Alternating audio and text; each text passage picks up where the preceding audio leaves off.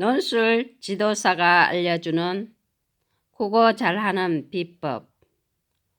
오늘은 최재천 교수님의 과학자의 서재에 대해서 한번 읽어보고 그 뜻을 한번 풀이해 보겠습니다. 참고 교재는 지학사입니다. 오른쪽 맨 하단에 구독 버튼이 있습니다. 클릭해 주시면 더 좋은 동영상으로 보답하겠습니다. 논술 지도사 1급 자격증입니다.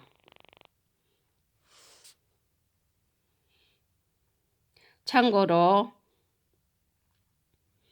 국어 공부하는 법에 대해서 제가 예전에 했던 방법을 말씀드리겠습니다. 저는 적어도 고등학교 교과서는 거의 대부분 다 외웠던 것 같습니다. 물론 요즘 교육 방법이 이해 위주로 주로 하는 게 하나의 트렌드이겠지만 저는 외우는 방법이 더 효과적이었던 것 같습니다. 그것은 본인들이 알아서 하시기 바랍니다. 적어도 고등학교 교과서 1학년, 2학년, 3학년 교과서 정도는 한번 전부 다 외워보시기 바랍니다. 그 뜻까지 그렇게 권합니다. 이것은 제 개인적인 생각입니다. 이제부터 과학자의 서재 한번 들어가 보겠습니다. 그 전에 먼저 글쓴이 최재천에 대해서 한번 알아보겠습니다. 이분은 생물학자입니다. 그리고 주로 동물의 행동 생태를 연구하였고 최근에는 우리 시대의 대표적인 통섭학자로서 자연과학과 인문학의 경계를 넘나들며 활발한 연구를 진행하는 동시에 과학의 대중화에도 앞장서고 있습니다. 주요 저서로 개미제국의 발견, 과학자의 서재, 통섭의 식탁 등이 있습니다. 이 과학자의 서재 이 글 가기 전에 우리가 전반적인 것을 한번 알아보겠습니다. 이 글은 글쓴이 최재천 글쓴이가 자신의 독서 경험과 성장 경험을 진솔하게 쓴 에세이 수필입니다. 글쓴이가 세계적인 권위를 가진 과학자로 성장하기까지 그를 자신을 이끌어준 독서 경험을 들려주고 있습니다. 특히 글쓴이의 삶과 학문에 커다란 영향을 미친 사회생물학과 이기적 유전자에 대해서 상세히 언급하고 있습니다. 이 글에 의하면 그를 과학의 세계로 인도한 것은 뜻밖에도 문학작품이었습니다. 인문학과 자연과학이 결코 별개의 학문이 아니라는 그의 통섭 이론은 이러한 독서 체험에서 비롯된 것임을 알 수 있습니다. 이 글에 나타난 글쓴이의 지적 탐사 과정과 성장의 여정은 청소년들에게 미래를 설계하는 데 소중한 지침이 되기에 충분합니다. 핵심을 정리해 보겠습니다. 이 글은 수필입니다. 성격은 자전적, 체험적, 회상적입니다. 제재는 과학자의 독서 체험입니다. 주제는 학문과 삶에 영향을 미친 독서 체험에 대해서 어, 독서 체험입니다. 특징은 아래와 같습니다. 한번 읽어보시기 바랍니다.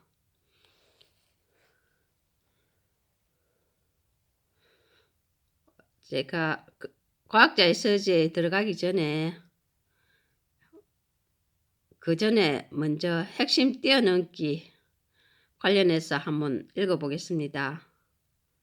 흥미와 가치관을 고려한 글쓴이의 독서 체험에 대해서 이 글은 글쓴이가 문학 작품에 대한 독서 체험을 통해 동물의 행동에 대한 과학적 호기심을 갖게 되고 미국 유학 중 사회생물학과 이기적 유전자라는 책을 선택하여 읽으면서 본격적인 과학자의 길을 걷게 된 과정을 제시하고 있습니다. 이는 흥미와 가치관을 고려한 글쓴이의 독서 체험이 글쓴이의 삶에 큰 영향을 미쳤음을 보여줍니다. 글쓴이의 독서 체험과 내면의 변화, 성장 과정에 대해서 한번 읽어보겠습니다. 이기적 유전자를 읽고 엄청난 지적 충격에 휩싸였습니다. 그리고 다양한 인생의 의문을 한꺼번에 해결해 줍니다. 희열이 좌절감으로 바뀌면서 방황하게 되며 인간이란 유전자가 계획한 대로 움직이는 것일 뿐이므로 무의미한 존재라고 생각합니다. 방황을 끝내고 행복한 과학자의 길을 걷게 됩니다. 과학자로서의 삶 속에 행복과 만족을 느끼며 살아갑니다. 이 글은 과학자의 서재의 전 내용입니다. 내용을 이렇게 단락단락 나눴습니다. 다양한 분야의 균형이 있는 독서의 필요성은 글쓴이를 과학의 세계로 인도한 것은 뜻밖에도 문학 작품인 솔제니친의 모닥불과 개미였던 것처럼 어떤 분야의 독서가 다른 분야에 흥미를 갖게 할 수 있습니다. 이 부분은 특정 분야에만 국한되기보다는 다양한 분야를 설립하고 통섭을 추구할 수 있는 균형적인 독서 활동을 함으로써 창조적이고 균형 감각을 갖춘 지식인이 될 수 있다는 것을 말합니다.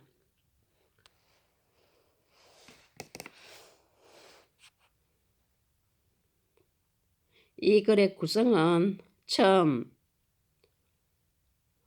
중간 1, 중간 2, 그 다음은 끝, 인생에 큰 영향을 준 이기적 유전자와 사회생물학을 끝으로 이 책이 끝납니다. 한눈에 보기는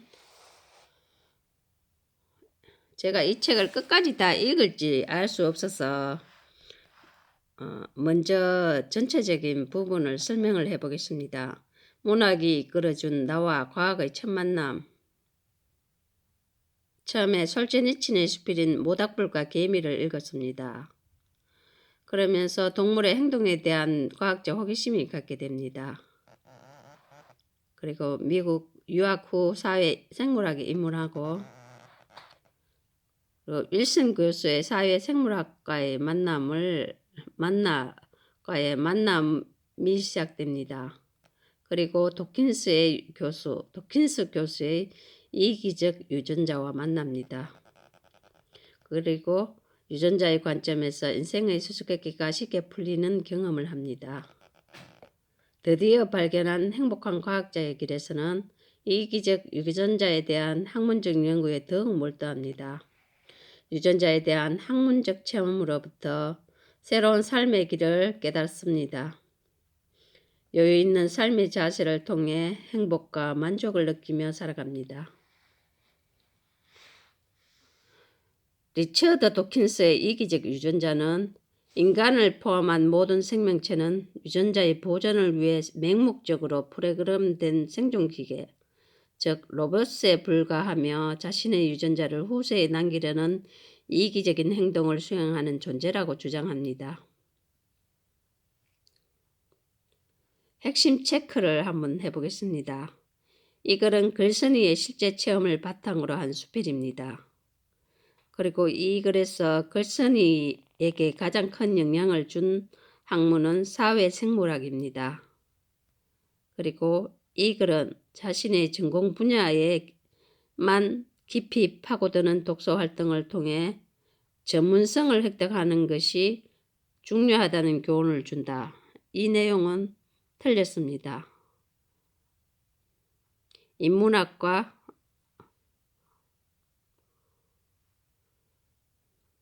자연과학의 통습이 최재천 교수의 히든 카드입니다. 우리 시대의 대표적인 통습학자입니다. 이제부터 과학자의 서재 그 내용 본론으로 들어가 보겠습니다.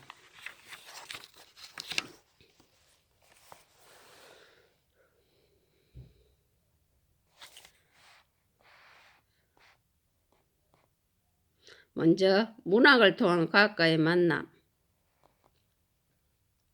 처음은 문학이 이끌어준 나와 과학과의 첫 만남에 대해서 썼습니다. 해마다 노벨 문학상 수상집이 출간되면 한 권씩 사다가 내 책장에 꽂아 넣곤 한다. 글쓴이는 일찍부터 문학에 대한 관심이 많았습니다. 그중 하나가 솔제니친, 러시아의 소설가입니다. 솔제니친의 작품이었다. 솔제니친의 수용소 군도라는 작품에서는 옛 소련의 인권 탄압을 폭로했다 하여 반역죄로 추방된 작가이다. 이후 20년간이나 미국에서 망명 생활을 했으며 러시아의 양심으로 불린다. 그는 1970년에 이반 데니소비치의 하루, 암병동 등으로 노벨 문학상을 받았다. 제1편은 솔제니친의 작품 소개에 대해서 썼습니다.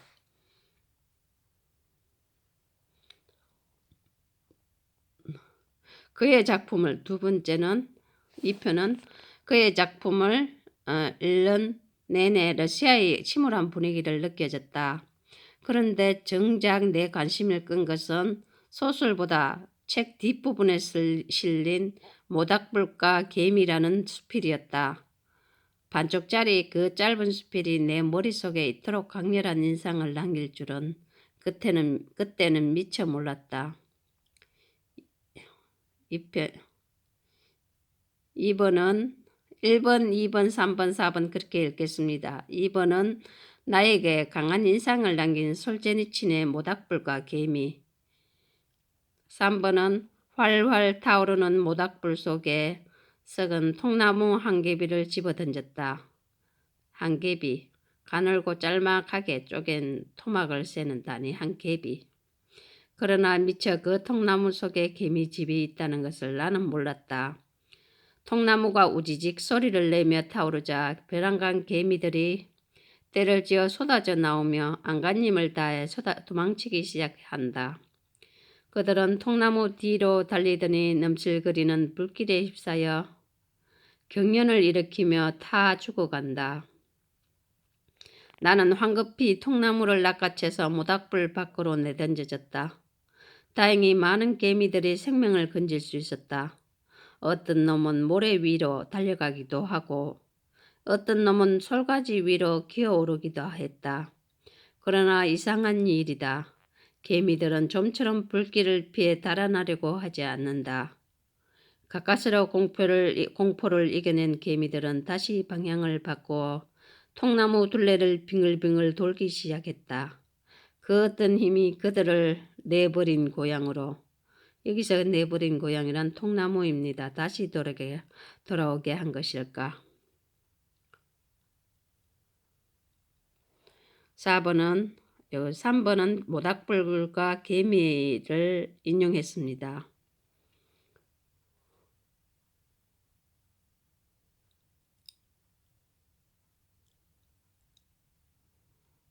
한 번 더 읽어보겠습니다. 그 어떤 힘이 그들을 통나무로 다시 돌아오게 한 것일까? 개미들은 통나무 주위에 모여들기 시작했다. 그리곤 그 많은 개미들이 통나무를 붙잡고 바둥거리며 그대로 죽어가는 것이다. 이게 키포인트입니다. 4번은 동물학자가 된 이후에야 비로소 이해하게 되었지만 당시에는 나도 솔제니친과 마찬가지로 개미들이 왜 그렇게 행동하는지 그저 궁금할 뿐이었다. 생물학자가 아니라 문학가인 솔제니친은 그 상황을 과학적으로 설명하지 않고 철학적으로 받아들인 듯하였다. 자연을 바라보는 대조적 관점을 보여줌. 생물학자가 아니라 문학가인 솔제니친이 과학적으로 설명하지 못하고 철학적으로 받아들였다. 당시 나 역시 개미의 행동을 설명할 길이 없었으나 그 작품은 묘하게도 내 머릿속에 깊이 박혔다. 그러다가 훗날 미국 유학을 가서 꽂혀버린 학문. 사회생물학을 접하는 순간 호련 솔제니친의 그 수필이 생각났다. 그간 수많은 문학작품을 읽고 때론 고독을 즐기며 더 많은 삶의 수수께끼를 껴안고 살았는데 수수께끼, 어떤 사물이나 현상이 복잡하고 이상하게 얽혀 그 내막을 쉽게 알 수 없는 것. 껴안고 살았는데 사회생물이라는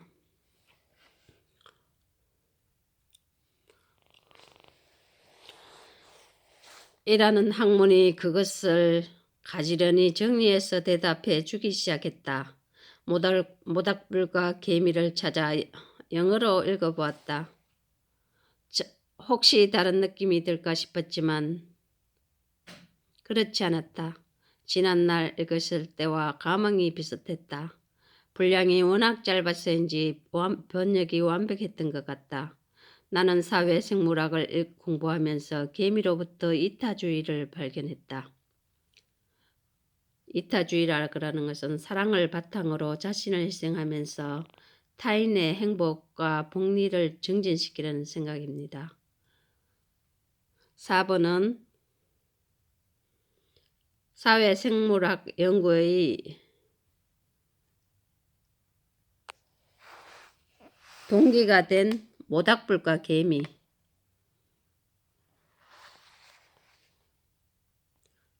지금까지 읽은 것에 대해서 한번 전체 간단하게 한번 정리해 보겠습니다. 문학을 통한 과학과의 만남, 문학에 대한 관심은 솔제니친의 솔제니친의 수필, 모닥불과 개미를 읽고 과학에 대한 관심을 가지게 됩니다. 동물의 행동에 대한 과학적 호기심을 가지게 되고 그리고 사회생물학에 입문합니다. 유학 후 사회생물학을 공부하면서 삶의 많은 의문이 풀리는 경험을 했습니다.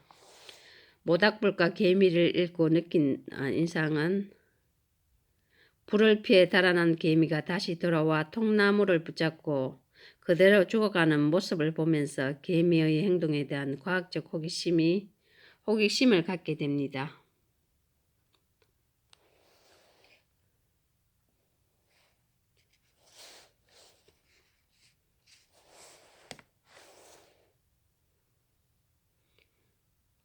사회생물학을 접하는 수필이 생각났다는 솔제니친의 수필, 모닥불과 개미에 나타난 개미의 행동에 대한 궁금증을 사회생물학이 풀어줄 수 있으리라는 생각이 들었다는 말이다.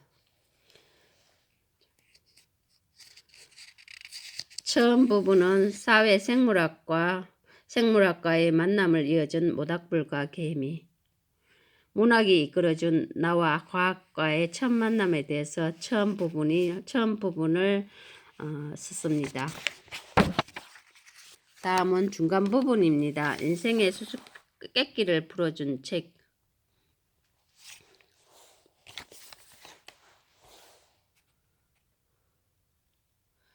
5번 유학을 떠나면서 내심 기대했던 동물의 왕국 장면과는 달리 나는 3년 동안 기생충 연구에 매달렸고 공부하는 과목도 수학, 생태학과 같은 다분히 현학적인 분야가 많았다. 현학적이라는 것은 학식이 있음을 자랑하는 또는 그런 것 분야가 많았다. 아프리카 평원에서 기린을 만나는 것과는 너무나 동떨어진 연구였다. 그래서 혹시 그 비슷한 수업이 없나 하고 이리저리 찾아보았다. 그러다가 우리로 치면 축산학과 같은 과에서 어떤 교수님이 사회생물학을 가르친다는 것을 알고 즉시 수강 신청을 했다. 그 수업 시간에는 사회생물학이라는 엄청나게 두꺼운 책을 주 교재로 활용하였다.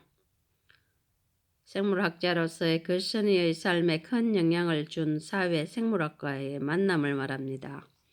하버드 대학에 계신 에드워드 윌슨 교수의 저서로서 사회생물학에 대해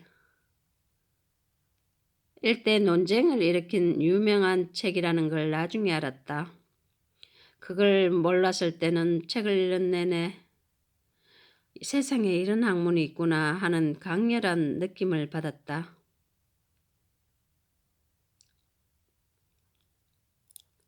사회생물학은 1975년에 나온 책인데 그야말로 엄청난 반향이란 어떤 사건이나 발표 따위가 세상에 영향을 미치어 일으키는 일어나는 반응을 말합니다. 반향을 몰고 왔다. 이 책 때문에 윌슨 교수님은 어느 학술 대회에서 물세례까지 받았다고 한다. 5번은 에드워드 윌슨 교수의 사회생물학과의 만남을 썼습니다. 6번은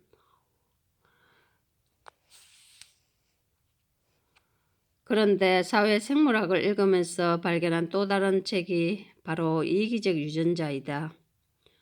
이미 사회생물학을 읽으면 그 매력에 흠뻑 빠져들고 있으므로 관련 책들은 생물학자로서의 글쓴이의 삶에 큰 영향을 준 이기적 유전자와의 만남, 관련된 책들을 죄다 읽어보고 싶었다. 우선 영국 옥스퍼드 대학교의 리처드 도킨스 교수가 쓴 이기적 유전자를 사서 읽었다. 세상에 살면서 한 권의 책 때문에 인생관, 가치관, 세계관이 하루아침에 송두리째 바뀌는 경험을 하는 이들이 과연 몇이나 될까? 대부분은 아마 단 한 번도 그런 짜릿한 경험을 못하고 생을 마칠 것이다. 그런데 나는 이기적 유전자를 읽으며 그런 엄청난 경험을 했다. 나의 인생관을 송두리째 바꿔놓은 이기적 유전자와의 만남에 대해서 6번은 썼습니다. 그 책을 읽을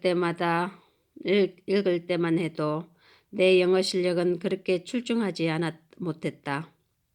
미국에 간 지 얼마 되지 않았을 때입니다. 그럼에도 그 책을 손에 놓지 못했다. 점심 때부터 읽기 시작한 것이 다 읽고 난 뒤에는 눈을 들어보니 날이 밝아오고 있었다. 밤을 새운 것이다.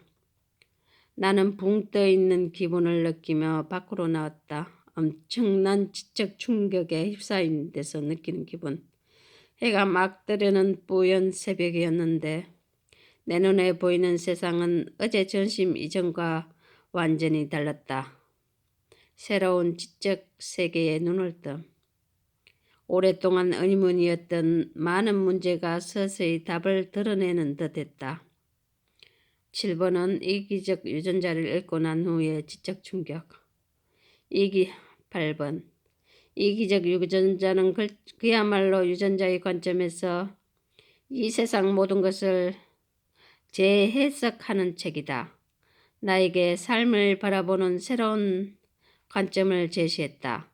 도킨스에 따르면 살아 숨쉬는 우리는 사실 DNA의 계획에 따라 움직이는 기계일 뿐이다. DNA는 태초부터 지금까지 여러 다른 생명체의 몸을 빌려 끊임없이 그 명맥을 이어왔다. 도킨스는 그래서 DNA를 가리켜 불멸의 나선이라고 부르고 그의 지령에 따라 움직일 수밖에 없는 모든 생명체를 생존기계라고 부른다. 이기적 유전자는 생명체에 대한 새로운 관점을 제시해 줍니다. 8번은 이기적 유전자의 핵심 내용을 소개했습니다. 나는 그날 새벽에 바라본 세상의 모습, 그 순간을 잊지 못한다. 그 순간부터 내 삶은 그 전과 후로 완전하게 갈라졌다. 책을 읽기 전과 후로 나의 삶이 완전히 달라졌다는 말입니다. 그전에는 여러 가지 삶의 의문에 이렇게도 생각하고 저렇게도 생각하면서 그때마다 다른 답을 내곤 했다. 그러나 이기적 유전자를 읽고 난 그 새벽부터 모든 것이 가지런해졌다. 유전자의 관점에서 보면 관점에서 세상을 보니 삶의 의문이 명쾌하게 해결되었다는 뜻입니다. 가지런해졌다는 것은 정리되었다. 한 길로 나란히 늘어선 것처럼 그저는 유전자의 관점에서 세상을 다시 분석하면 모든 것이 명쾌하게 설명되었다. 그때 느낀 희열은 말로 하기가 쉽지 않다. 9번은 지적 의문을 명쾌하게 해결하게 해준 이기적 유전자에 대해서 썼습니다. 중간일은 인생의 많은 의문을 풀어준 이기적 유전자에 대해서 썼습니다.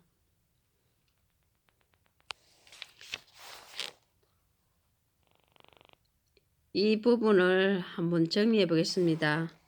사회 생물학 관련 서적을 탐독하여 지적 탐색에 나섬. 윌슨의 사회 생물학을 탐독하고 새로운 학문에 강렬한 인상을 받습니다.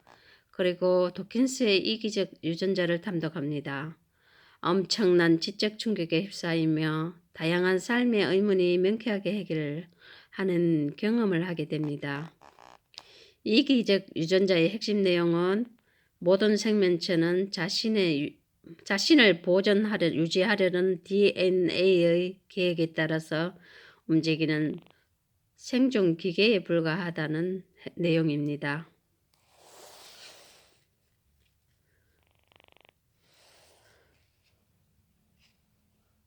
다음은 내용을 한번 풀어보겠습니다. 나처럼 책을 읽고 지연이처럼 최재천 교수님처럼 책을 읽고 지적 충격을 받은 경험이 있는지 떠올려보자.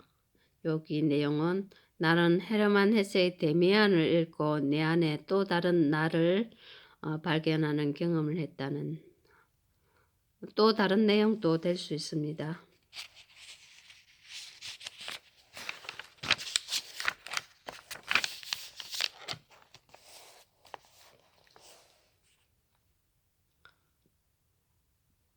중간 2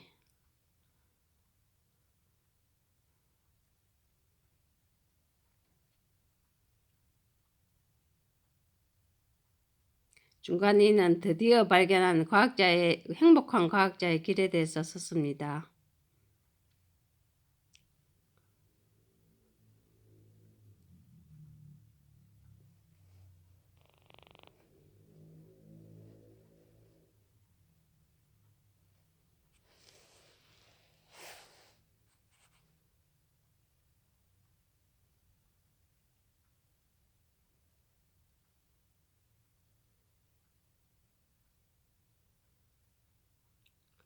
끝부분은 13. 여기에 이르기까지 가장 큰 영향을 준 책이 바로 이기적 유전자와 사회 생물학이었다. 이 두 권의 책 덕분에 학문적으로 내가 걸어가야 할 길이 정해졌을 뿐만 아니라 내 개인적 삶의 태도에도 명확한 기준이 생긴 것이다.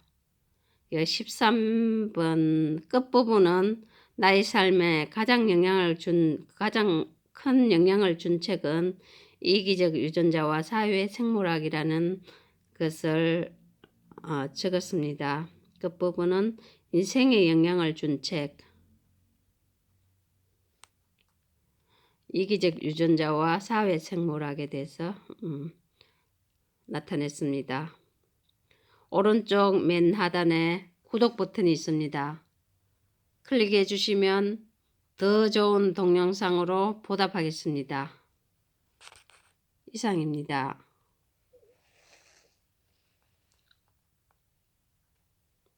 나머지는 여러분이 한 번 더 자세하게 읽어보시기 바랍니다.